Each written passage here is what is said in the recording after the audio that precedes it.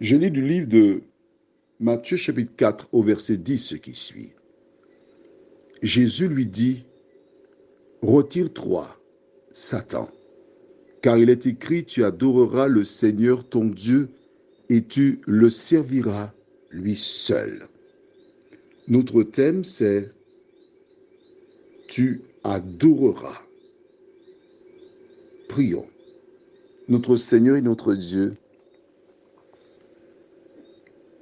nous nous trouvons là, au milieu de cette troisième tentation. Tandis que nous méditerons sur ce verset, que ton esprit continue de nous éclairer, nous diriger dans la connaissance de la vérité, nous t'en prions. Au nom de Jésus, pour ta gloire éternelle. Amen. Jésus lui dit, retire-toi, Satan. Pas. Quand j'étais jeune, nous avions une expression qui était la suivante. Quand on était offusqué, on disait, pas arrêter là, ne reste pas là. Jésus commence à dire, retire-toi, Satan. Que retenons-nous de cette expression? Qu'à partir du moment où quelqu'un nous tient des propos incohérents, contraires à ce que dit la parole de Dieu, on devrait chasser cette personne, éviter d'avoir contact avec elle, parce que son objectif, c'est nous emmener dans les ténèbres. Ensuite, il lui dit, car il est écrit. Les 3 fois où Jésus a été tenté, il a systématiquement dit, il est écrit.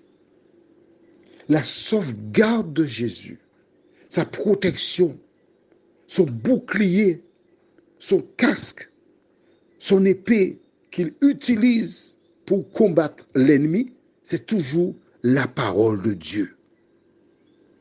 Et que dit la parole? Tu adoreras le Seigneur, ton Dieu. Il n'y a que Dieu seul qui mérite l'adoration. Il n'y a que Dieu seul qui doit être adoré. Toutes les fois que nous adorons un artiste, qu'il soit peintre, chanteur, etc., nous faisons le jeu de l'ennemi. Et il dit, lui seul, et tu le serviras. Et toi, qui adores-tu? Je t'invite à prendre la Bible au livre de Matthieu chapitre 28. Et je lis les versets 16 et 17. Les 11 disciples allèrent en Galilée, sur la montagne que Jésus leur avait désignée. Quand ils le virent, ils l'adorèrent, mais quelques-uns eurent des doutes. Celui qui a dit à Satan, tu adoreras le Seigneur lui seul.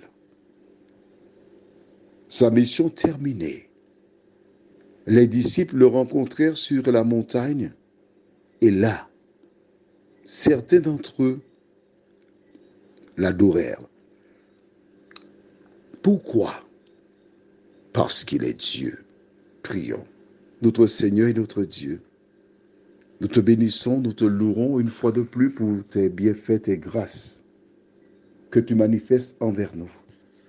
Merci pour ta parole. Merci pour l'enseignement. Merci pour la vérité.